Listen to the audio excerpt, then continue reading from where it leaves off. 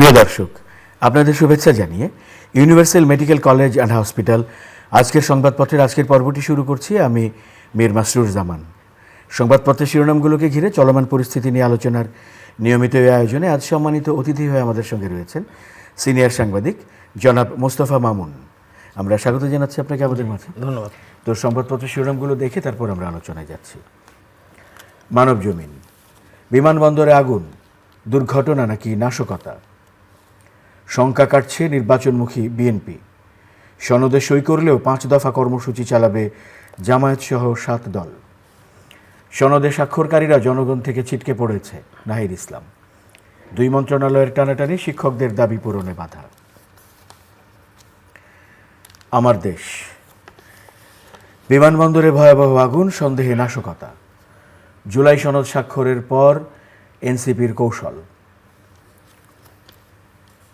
কালবেলা, শাহজালাল বিমানবন্দরে cargo village পুড়ে ছাই। স্বাক্ষর হলেও জুলাই সনদ বাস্তবায়ন নিয়ে জটিলতা, আজ সই করবে গণফোরাম। দেশ রূপান্তর, ডিসেম্বরের তফসিল, ফেব্রুয়ারিতে ভোট, সিইসি। ছাত্রলীগের তোফায়েলের হাতে 63 পৌরসভার উন্নয়ন। খবরের কাগজ, বিমানবন্দরের অগ্নিঝুঁকি মোকাবেলার সক্ষমতা নিয়ে প্রশ্ন। আকস্মিক বিপর্যয়ে যাত্রী দুর্ভোগ। ঢাকার ফ্লাইট নামল চট্টগ্রাম, সিলেটে। শিরোনামগুলো দেখছিলাম দৈনিক সংবাদপত্রগুলোর। আজ তো বলার অপেক্ষা রাখে না যে প্রধান শিরোনাম শাহজালাল আন্তর্জাতিক বিমানবন্দরের কার্গো ভিলেজে আগুনের ঘটনা। আমরা আলোচনা শুরু করতে চাই এই প্রসঙ্গটি ঘিরে। ধন্যবাদ। দেখেন, আগুনটা আজকের আগুন, গত কয়েকদিন ধরে আসলে আগুনের ঘটনা ঘটছে ঢাকায় গার্মেন্টসে হলো, এবং খুবই আনফর্চুনেট যে এখানে কিন্তু গার্মেন্টসের ঘটনার পর আমার মনে হয় যে আমাদের যেরকম রিয়াক্ট করা উচিত ছিল, শুধু সরকারটা সামাজিকভাবে আপনি দেখবেন যে এতগুলো 16টা মানুষ মারা গেল, সেই অর্থে কিন্তু আপনি দেখবেন যে এটা আমাদের কিন্তু খুব বেশি মানে ক্ষোভ, খুব বেশি দুঃখ, খুব বেশি দুশ্চিন্তা এই নিয়ে আমরা করি নাই। তো সেটাও একটা আমাদের একটা দিক দেখা, আসলে খুব গরিব মানুষ মারা গেলে মানে আসলে মানুষ, দরিদ্র মানুষ, এটা নিয়ে আমাদের কোনো মাথা ব্যথা নাই আসলে সেই অর্থে। এটা গেল একটা। এখন আমি এই জিনিসটা আনলাম কেন, যে ওইটার পরেই কিন্তু চট্টগ্রামে একটা ঘটলো আগুন, তারপরে এটা। তো এখন ওই একটা আগুন যখন হয় তখন সঙ্গে সঙ্গে ওইটা নিয়ে সিরিয়াস হওয়া, এটা কেন হলো, এর ক্ষয়ক্ষতি তদন্ত করা ইনস্ট্যান্ট। এটা তদন্ত করতে সময় সাপেক্ষ, কিন্তু আমাদের দেশে তদন্তগুলোও করে খুব লাভ হয় না, কারণ তদন্তগুলো কিন্তু একটা প্রিকনসিভ ধারণা থেকে তদন্ত হয় আসলে। মানে তদন্ত সাধারণত দেখা যায় যে তদন্তে আমরা যেটা আমাদের কর্তৃপক্ষ যেরকম চাপ, মানে সেইভাবেই তদন্ত কমিটি গঠিত, এবং এই জন্য তদন্ত কমিটিগুলোও জানে, তারাও আসলে রিপোর্ট দেয় না। অথবা আমাদের তদন্ত কমিটিগুলো যেভাবে গঠিত হয় তাদের মধ্যে কিন্তু আসলে সেই রকম ওই রকম ইকুইপমেন্ট তাদের কাছে থাকে না, ওইরকম ইন্টেলেকচুয়াল মানে ইকুইপমেন্ট বলছি, অ্যাজ ওয়েল অ্যাজ ধরেন যে ইনফ্রাস্ট্রাকচারাল সাপোর্ট, ওই কমিটি তদন্ত ইত্যাদি, ফলে কোনো কিছুই বের হয় না। বের না হওয়ার সুবিধা এবং অসুবিধা দুটো হচ্ছে, সবসময় একটা সন্দেহের বাতাবরণ। যেমন সাধারণ ঘটনায় আগুন লাগতে পারে, বাংলাদেশের মতো দেশ, ঘনবসতিপূর্ণ দেশ, এবং আমরা খুব সচেতন না, আমাদের আগুন লাগতেই পারে। কিন্তু যেহেতু আসলে আমরা শেষ পর্যন্ত আমরা খুব বেশি ভিতরে যাই না, যেতে পারি না, ফলে আমরা এই সন্দেহ প্রকাশ করতে পারি যে এটা আসলে নাশকতা, এবং এর ফলে যেটা সত্যিকারের নাশকতা সেটাও আসলে নাশকতা হিসেবে প্রতিষ্ঠিত করা যায় না।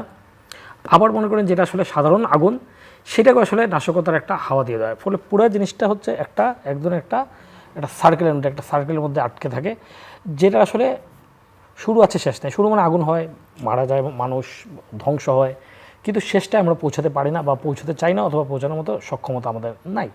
যেমন ধরেন আজকের যে ঘটনাটা ঘটলো, আমি প্রথমে বলছি যে সিরিজ অফ আগুন যেত, এবং আমাদের দেশে দেখবেন এই আগুন তো আজকের নতুন না, বিভিন্ন সময় ঘটে, এবং অনেক ক্ষেত্রে আমরা দেখতে পাই যে বড় কোনো ঘটনা যখন আসন্ন তখন ঘটে, ফলে এটার সঙ্গে নাশকতার একটা মেলানোর সুযোগ আছে।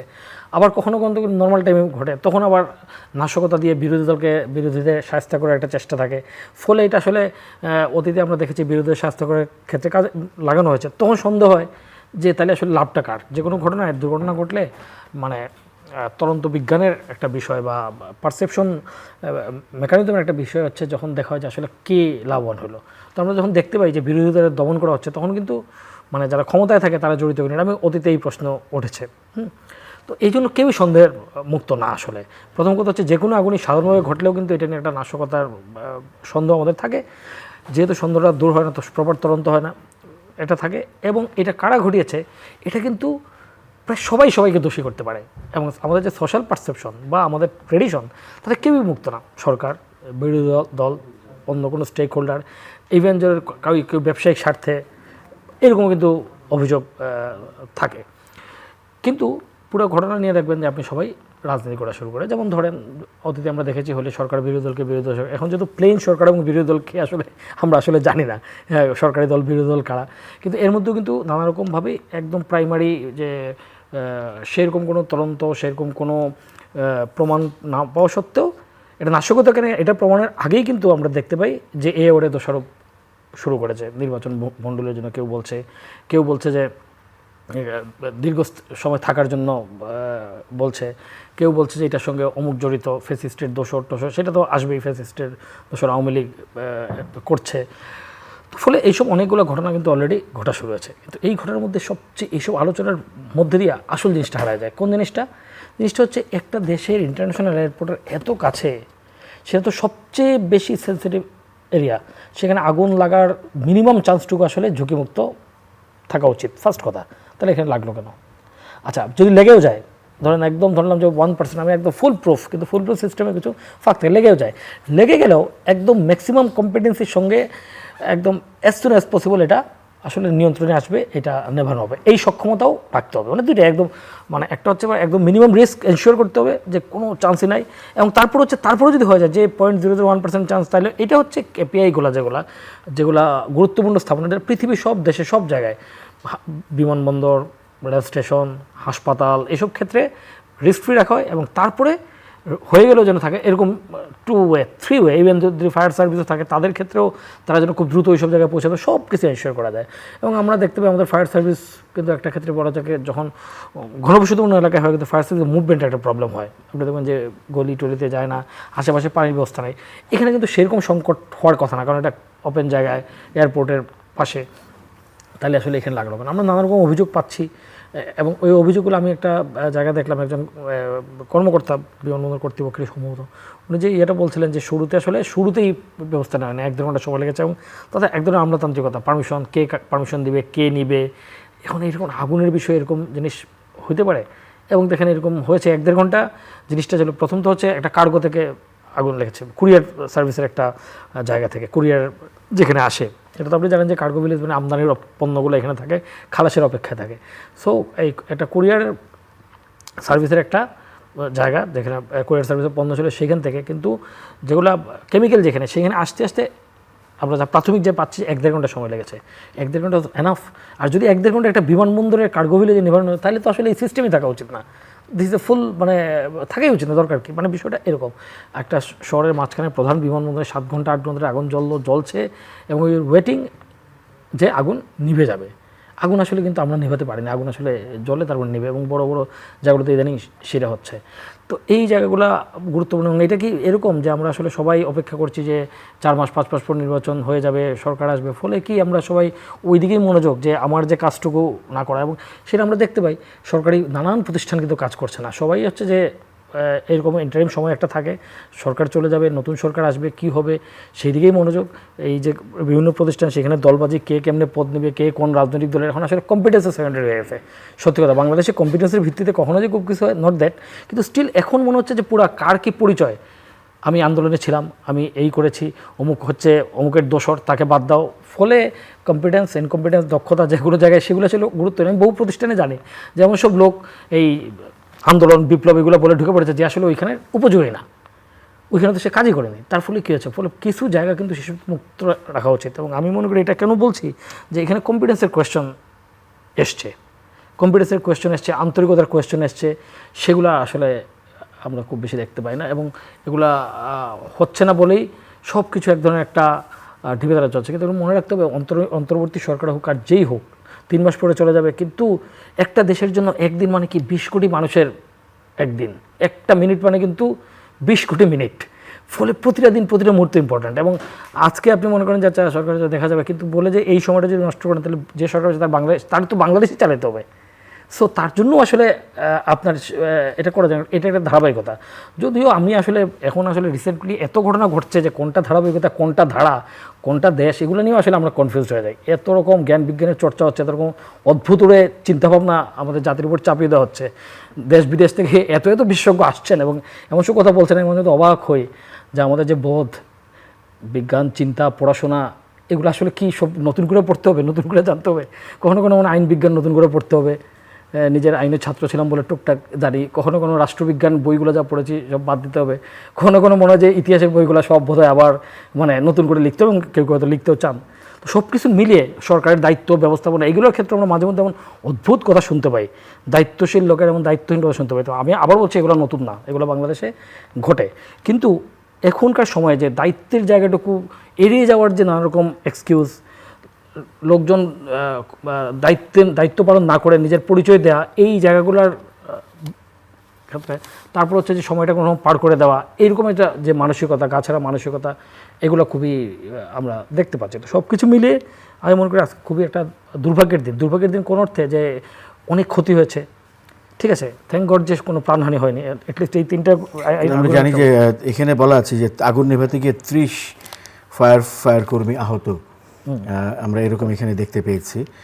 আর ক্ষতির ব্যাপারগুলো তো বিপুল ক্ষতি হবে, কিন্তু অ্যাটলিস্ট ধরেন যে আপনি মনে করেন যে অনেক জায়গায় তো আমাদের আগুনে 40 জন মানুষ, অনেক মানুষ পুড়ে মারা গেছে, যদিও এই 16 জনও পুড়ে মারা গেছে গার্মেন্টস কর্মী, এর চেয়ে অনেক বেশি লোকও পুড়ে মারা গেছে, সেটা ঘটেনি। কিন্তু আমার পয়েন্টটা হচ্ছে যে এইরকম একটা জায়গায় যেখানে এটা বিমানবন্দর, প্রধান বিমানবন্দর, সেখানে যেমন এটা তো ইন্টারন্যাশনাল নিউজও, কারণ অনেকগুলো ফ্লাইট অন্য জায়গায় গেছে, ফলে যে কী হয়েছে, বিমানবন্দরে কার্গো ব্যাগেজে আগুন লেগেছে, এবং কী হচ্ছে 7 ঘন্টা 8 ঘন্টা ধরে আগুনটা নিয়ন্ত্রণে আনা যায় না, নেভানো যায় না, এবং তার ফলে যে ইনকম্পিটেন্স যেটা দেখা গেল, যে সমন্বয়হীনতা বলি আর যাই বলি, সেই ঘটনা তো ঘটেছে।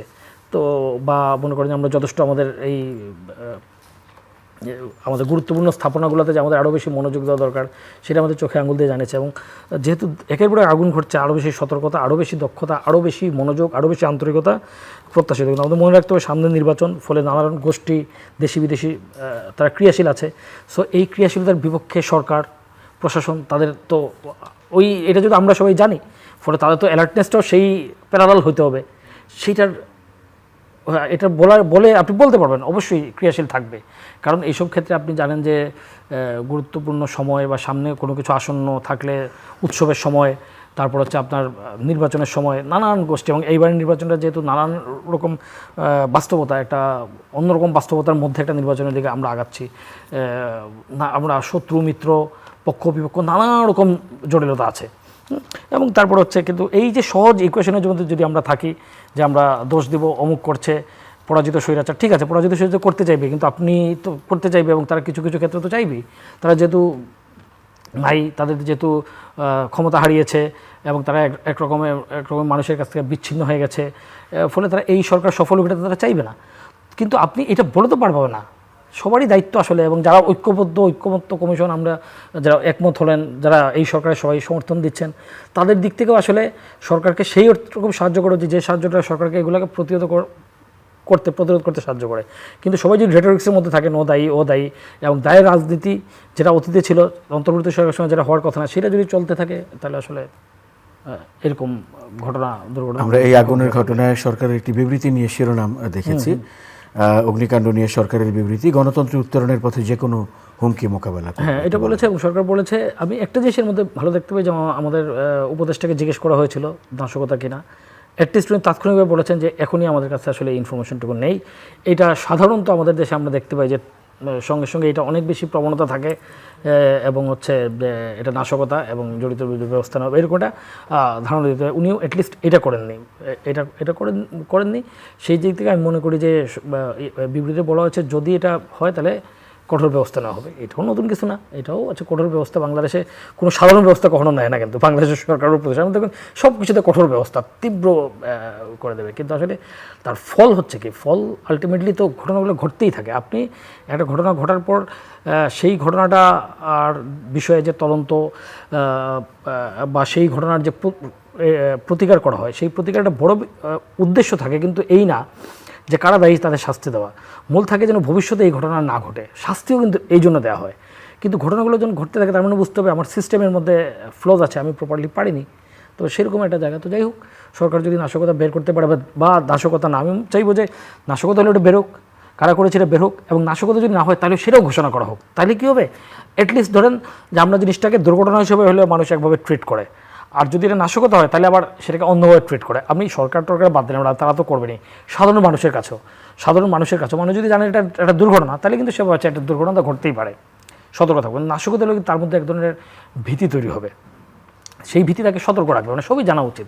ফলে আমরা চাইবো যে জিনিসটার তদন্ত হোক, দোষীদের শাস্তি হোক, এবং এই যে সিরিজ আগুন হচ্ছে এটার যেন রেটোরিক্সের মধ্যে, তদন্ত অতীতের মতো যেন রেটোরিক্সের মধ্যে না থাকে। পলিটিক্যাল গভর্নমেন্ট এগুলো সময় যেটা হয়, বিরোধী দলের ঘায়েল করা, অন্যকে দায় দেওয়া, এগুলো যেন মুখ্য উদ্দেশ্য না হয়। আমরা জুলাই সনদ স্বাক্ষর নিয়েও আজও অনেক ফলো আপ শিরোনাম রয়েছে। তার মধ্যে একটি আমরা বলেছি যে সনদে স্বাক্ষরকারীরা জনগণ থেকে ছিটকে পড়েছে, এটি হচ্ছে এনসিপির আহ্বায়ক নাজির ইসলামের বক্তব্য। আবার আরেকটি শিরোনাম, সনদে সই করলেও 5 দফা কর্মসূচি চালাবে জামায়াত সহ 7 দল। সনদটা আসলে শেষ পর্যন্ত যে কী হলো, মানে এটা কিন্তু আমার ধারণা মানে অনেকের কাছে পরিষ্কার না। আপনি যদি ফলো করেন তাহলে দেখবেন যে এই সনদের বিষয়ে সবচেয়ে বেশি সোচ্চার কারা ছিল এনসিপি। তারাই চেয়েছে একটা জুলাই সনদ হোক, ইত্যাদি ইত্যাদি, যারপর হচ্ছে সেটা বাস্তবায়ন করে তারা যেহেতু সবচেয়ে সোচ্চার পক্ষ। সবচেয়ে রিলাক্টেন্ট পক্ষ কারা ছিল, আমরা দেখেছি বিএনপি, তারা বলেছে যে সংবিধান ঠিক থাকবে, ভোট, জনগণ, নির্বাচন, কোনো যেন নির্বাচন নয়। বরং বিএনপি যে জুলাই সনদের বিষয়ে পরে অনেক ছাড় দিয়েছে, অনেকে বলে থাকেন বা আমরা ঘটনা পরে দেখতে পাই যেন নির্বাচনের সময়টা যেন স্মুথ হয়, সবগুলো দল যেন আচ্ছা সনদে আমরা সই করলাম, ছাড় দিলাম, সবাই যেন নির্বাচনটা হয়। বিএনপির এখন মূল লক্ষ্য হচ্ছে যে কোনোভাবে নির্বাচনটা যেন হয়, এবং এটা হওয়ার জন্য কিন্তু বিএনপি অনেক ছাড় দিচ্ছে। আপনি নানান জায়গায় দেখবেন যে তাদের কর্মীরা বিভিন্ন জায়গায়, যেমন জাকসু নির্বাচনে তাদের কর্মীরা কিন্তু প্রতিবাদ করতে চেয়েছে, তারা মনে করেছে নির্বাচন সঠিক হয়নি, তাদের সর্বোচ্চ পর্যায়ে কিন্তু সেগুলোকে প্রশ্রয় দেওয়া হয়নি। কারণ বিএনপি মনে করছে যে কোনো একটা গোলমাল আমাদের পক্ষ হোক বিপক্ষ হোক, সেটা আমাদের ইলেকশন বিলম্বিত করবে, এবং ইলেকশন হলে আমরা ক্ষমতা দেবো, এইটাই ধারণা তাদের। এই রাজনীতি সঠিক রাজনীতি কিনা সেটা সময় বলবে যে শুধু নির্বাচনমুখী হতে গিয়ে সব ছেড়ে দিয়ে নিজেদেরকে এরকম মেনে নেওয়া। কারণ দেখেন, আমরা এখন দেখতে পাই, যেমন প্রথম দিকে আপনি দেখবেন যে সরকারের পক্ষে ছিল জামাত এবং এনসিপি, বিএনপি কিন্তু সরকার অনেক সমালোচনা করছিল। তারপর আমরা দেখতে পাই যে তারেক রহমানের সঙ্গে প্রধান উপদেষ্টার বৈঠকের পর কিন্তু আসলে সিচুয়েশনটা চেঞ্জ হলো। চেঞ্জটা কি, যখন বিএনপি কিন্তু সরকারকে অনেক ক্ষেত্রে সাপোর্ট দিচ্ছে, এখন বরং এনসিপি সরকারের বিরুদ্ধে ক্ষেত্র বিশেষে জামাতো। এবং সেটা আবার বাংলাদেশের রাজনীতি খুব ইন্টারেস্টিং। বাংলাদেশের রাজনীতি কিন্তু সাধারণত ইমিডিয়েট পাস্ট গভর্নমেন্ট যারা থাকে তাদের বিরুদ্ধে ভোট হয়। এখন ইমিডিয়েট পাস্ট গভর্নমেন্ট তো আওয়ামী লীগ গভর্নমেন্ট, সো তাই হওয়ার কথা, কিন্তু মাঝখানে 1-1.5 বছর তো একটা নতুন গভর্নমেন্ট চালিয়েছে, ফলে তাদের পক্ষে পড়ে থাকা অনেক ক্ষেত্রে তাদের জিনিসগুলো দায় নিয়ে নেওয়া কিনা, এগুলো অনেকগুলো প্রশ্ন, সেটা আজ একটা আলোচনা। এখানে দেখবেন শেষ পর্যন্ত দেখেন কি ড্রামাটিক ঘটনা, যে এনসিপি এটা সাপোর্ট সই করলো না, যে জামাত মনে করেন যে পিআর ছাড়া তারা কিন্তু আন্দোলন করছিল 7টা দল নিয়ে, জামাতও কিন্তু করবো না করে সাইন করলো, এবং বিএনপি সবচেয়ে অগ্রণী ভূমিকা নিয়ে সাইন করলো। এবং আমরা দেখতে পেলাম শেষ মুহূর্তে, মানে ধরেন এটা নিয়ে তো অনেক কিছু হলো, ঐক্যমত্য কমিশনের বাড়ানো হলো। প্রথম দেখেন আমি অনেকবার বলেছি যে ঐক্যমত্য কমিশনে এই যে দলগুলো তাদের মধ্যে খুব দ্বিমত নেই, রাজনৈতিক আদর্শের দিক দিয়ে তারা একরকম। আমাদের দেশে 2টা রাজনৈতিক আদর্শ, আরেকটা যে রাজনৈতিক আদর্শ তারা গণঅভ্যুত্থানে ক্ষমতাচ্যুত হয়েছে, তারপর কিন্তু তারা নাই। এবং শুধু তারা না, তাদের সঙ্গে যারা ছিল 14 দল জাতীয় পার্টি। ফলে আমি একটা বড় সেকশন এবং বাংলাদেশে গত কয়েকটা ইলেকশন যদি চিন্তা করি 50% ভোট তারা পেয়েছে, 4টা আমি গ্রহণযোগ্য নির্বাচন যদি ধরি, ফলে তারা বাদ। এই দলগুলো সবসময় ঘুরে পেয়ে একই, তো তাদের মধ্যে তীব্র মতানৈক্য আমরা দেখলাম প্রথম কথা। এবং মতানৈক্যটা এই জায়গায় গেল যে ঐক্যমত্য কমিশন এত লোক এত গবেষণা করে শেষ পর্যন্ত সবাইকে আসলে স্বাক্ষরটা করাতে পারল না। এখানে অনেকগুলো ঝামেলার জায়গা এখন রয়ে গেছে, নোট অফ ডিসেন্ট সহ। এখন আপনি যদি কীভাবে হবে, আপনি যদি ভোটটা দেন তাহলে যেটা পাস হবে জুলাই সনদের পক্ষে বা বিপক্ষে, জুলাই সনদটা যদি পাস হয় তাহলে আসলে নোট অফ ডিসেন্টের বিষয়টা কী হবে? এটা কি পাস? আমার দেশে একটি শিরোনাম করেছে, স্বাক্ষর হলেও জুলাই সনদ বাস্তবায়ন নিয়ে জটিলতা, এটি রয়েছে শিরোনামে আমরা দেখতে পাচ্ছি। হ্যাঁ, ফলে এটা একটা বিষয়। এখন এনসিপির যে জায়গাটা, এই জায়গাটা কিন্তু এনসিপি চায় যে ক্লিয়ার, তাদের যে বিষয়, তারা চায় যে সাংবিধানিকভাবে এটা মানে যেন এটা পরের গভর্নমেন্ট বাধ্য থাকে। এখন সেই বাধ্য করার জায়গাটায় আইনগত একটা সমস্যা আছে, কারণ আপনি একটা গভর্নমেন্টকে তো আপনি গণভোট, আপনি প্রথম কথা হচ্ছে যে তারা সাংবিধানিক আদেশের একটা বিষয় জামাতও বলেছে, সাংবিধানিক আদেশ আসলে দেওয়া যায় না, চাইলে তো অনেক কিছু করা যায়। যেমন এইখানে কিন্তু সত্যি বললে এখানে অনেকগুলো লয়ের ইন্টারপ্রিটেশন হয়েছে, খুবই ওয়ানসাইড ইন্টারপ্রিটেশন হয়েছে বলে আমি মনে করি। এবং আমার কাছে মনে হয় যে এগুলো যে হবে সংবিধানের অন্তর্ভুক্ত ইত্যাদি ইত্যাদি, দেখেন এগুলো কেন, যদি এদেরকেই তো সরকার যাবে, তো ফলে সেখানে খুব সংকট নাই আসলে। বিএনপি যদি যায়, আমরা ধরে নেই জামাত গেলে তো করবেই, বিএনপি গেলে তাকে ফোর্স করতে হবে, এবং তারা মোটামুটি একরকম, বিএনপি তো বেশিরভাগই মেনেছে। কিন্তু যদি এটা ভবিষ্যতের জন্য যে কারণে তারা করতে যায়, ইন্ডেমনিটি যে কারণে ধরেন শেষ মুহূর্তে কারেকশন হলো জুলাই যোদ্ধাদের নিয়ে, তো এটা অন্য রকম গভর্নমেন্ট যদি আসে, আপনি জানেন বাংলাদেশে আগে একবার ইন্ডেমনিটি হয়েছিল 75-এ, সেটা কিন্তু টিকে না, এবং কিছু কিছু জায়গায় আসলে টিকে না। যেমন আমি আইনের ছাত্র হিসেবে মনে করি যে কোনো কিছু নিয়ে আদালতে প্রশ্ন তোলা যাবে না, এটা আসলে কোথাও আসলে এটা অ্যাকসেপ্টেড হইতে পারে না। মানে যে কোনো কিছু আদালতে প্রশ্ন তুলবে, আপনি আপনার আর্গুমেন্টগুলো দিবেন। তো ফলে এইরকম জায়গাগুলো যে কারণে বাম দলগুলো আপত্তি করেছে এবং সাইন করে নি, গণফোরাম উপস্থিত থেকে সাইন করে নি, কালকে করবে অবশ্য। এবং দেখেন আমি খুব অবাক হয়েছি যে যারা করেছেন তারা তো জ্ঞানীগুণী মানুষ, দেশে বিদেশে আমরাও আসলে তাদের মনে করেছি বা তাদের কাজকর্ম দেখেছি, কিন্তু ভাবা যায় যে স্বাধীনতার ঘোষণাপত্রটা পর্যন্ত বাদ। এবং আপনি দেখবেন এটা যদি পটভূমি দেখেন, it's sometimes it's make me মানে অ্যাস্টোনিশড যে আপনি ওই 47, 71টা কোনোভাবে দিয়ে 75, 76, 77 এগুলো গুরুত্বের সঙ্গে আছে, তারপর হঠাৎ করে 2006, 1/11 মাঝখানে যে প্রথম 90-এর গণঅভ্যুত্থান, এগুলো সিগনিফিকেন্টলি নাই। তারপরে 26শে মার্চ মানে স্বাধীনতার, আমাদের স্বাধীনতা দিবস, স্বাধীনতার অংশটুকু নাই। ঘোষণাপত্র শেষ মুহূর্তে তারা যে প্রোক্লেমেশন, মানে 10 এপ্রিল যেটা, এটা কিন্তু তারা ওই 4 দলের প্রতিবাদের মুখে শেষ মুহূর্তে, তাহলে এতদিন করলেন কি? এবং ভাবা যায় যে আপনি আমাদের রাজনৈতিক যে সরকারগুলো তারা কী করে, ইতিহাস বিকৃত করে। বিএনপির মতো করে, আওয়ামী লীগের মতো করে, এক দল আরেক দল বা আরেকজনকে ক্রেডিট দেয় না। আওয়ামী লীগ জিয়াউর রহমানকে সেক্টর কমান্ডার হিসেবে সেই মূল্যটুকু দিতে চায়নি, সেটা খুবই অন্যায়। আবার মনে করেন যে বঙ্গবন্ধু জায়গাটাকে বিএনপি নানাভাবে ছোট করার চেষ্টা করেছে, কিন্তু একদম বাদ দিয়ে কিন্তু দেয়নি। এখন মোটামুটি এরা যেটা হচ্ছে, আগে হয়তো ইতিহাস বিকৃতি, এখন ইতিহাস বাদ দেওয়ার একটা বিষয়। এবং তারা কারা আমি জানি না। আমাদের প্রধান উপদেষ্টা বলেছেন যে কলম, ছবি জাদুঘরে রাখবেন, তো নিশ্চয়ই ছবি জাদুঘরে থাকবে, ভবিষ্যতে মানুষ এটাও দেখবে যে কারা করেছিল। তারা স্বাধীনতার ঘোষণাপত্রটাই বাদ দিতে চেয়েছে। একটা দেশ যে স্বাধীন দেশ কীভাবে এসছে, আপনি নতুনভাবে করবেন এই জুলাই, এগুলো তো থাকবে, এগুলো তো কেউ অস্বীকার করছে না, কিন্তু তার ইতিহাস তো আপনি এখন বাদ দিয়ে দিতে পারেন না। সো এইরকম অনেকগুলো জায়গা আছে। এবং এখন যে জায়গা আজকে নাহিদ যেটা বললেন, খুব ইন্টারেস্টিং, যে নাহিদ বলতে যারা সই করেছে তারা জনগণ থেকে মানে বিচ্ছিন্ন হয়ে যাবে, এরকম বিষয়। ফলে পুরো জিনিসটা নিয়ে, এবং তারপর আপনি কালকে যেটা হলো, জুলাই যোদ্ধা যারা আসলে তারা তো একবার স্টেক হোল্ডার, তাদেরকে মানে তারা ঢুকে পড়লো, সেটাও তাদের ঠিক হয়নি। আবার তাদের উপর পুলিশ অ্যাকশন চালানো হলো, আবার সেটাকে মনে করেন যে একদল বলছে এরা ফেসিস্টের দোষর। এখন এটাও হয়েছে যে সব কিছুকে ওই যে বেশি কিছু বলে যে ফেসিস্টের দোষর বলতে বলতে জিনিসটা এই জায়গায় এসছে যে একে অন্যকে বলা শুরু করছে নিজেদের মধ্যেই। কারণ এখানে একদম জুলাই যোদ্ধা একজন আমরা ছবি দেখতে পাই, বা এদের অনেকেই পরিচিত, তার যে হাত হারিয়েছে, এখন যখন সেও একটা জায়গায় থাকবে, এখন ওই যে বললাম আপনি বেশি কিছু করলে, সব কিছু গুলিয়ে ফেললে যেটা হবে, তার মধ্যে আওয়ামী লীগের লোকজন ঢুকে পড়বে, বিকজ অপরচুনিটি তো আপনি দিচ্ছেন। এবং যেহেতু আওয়ামী লীগের কোনো পলিটিক্যাল স্পেস নেই, দেখেন আমরা কী চেয়েছিলাম, খুব অদ্ভুত লাগে আমার কাছে। আমরা কিন্তু চেয়েছিলাম যে বাংলাদেশে এটা হবে যে আওয়ামী লীগের গত 15 বছর বিএনপি বা এদের অধিকারের জন্য আমরা কথা বলেছি, এটাই ছিল আমাদের পয়েন্ট। আমরা তো এই জন্য বলি নাই যে তারা এসে আবার অন্যের অধিকার মত দেবে না, তাইলে তো একই হলো ঘুরে ফিরে। আপনি অনেক কিছু বলবেন, সব কিছুর বিচার হোক, গণহত্যার বিচার হোক, যে ইয়ে হয়েছে ডিসপ্রপোর্শনেট ইয়ে হয়েছে বিচার হোক, আন্দোলনকে দমন করে বিচার হচ্ছে, প্রপার বিচার হোক। বিচারও কিন্তু আপনি দেখবেন যে সেখানেও কিন্তু অনেক রকম বিষয় ঘটছে। মনে করেন যে প্রসিকিউটর যে সমস্ত কথাবার্তা বলছেন, সেই কথাগুলো মাঝে মধ্যে মানে বিস্ময়কর লাগছে আর কি। এত ন্যারোলি মানে লজ আর বিং ইন্টারপ্রেটেড, আমি জানি না যে এগুলোর ভবিষ্যৎ কী। অনেক অনেক ধন্যবাদ জনাব মোস্তফা মামুন আজকে আমাদেরকে সময় দেওয়ার জন্য। প্রিয় দর্শক, আপনাদেরও ধন্যবাদ সঙ্গে থাকার জন্য। চ্যানেল আইয়ের নিয়মিত আয়োজন আজকের সংবাদপত্রের আজকের পর্বটি এই পর্যন্তই। ভালো থাকবেন সবাই, শুভরাত্রি।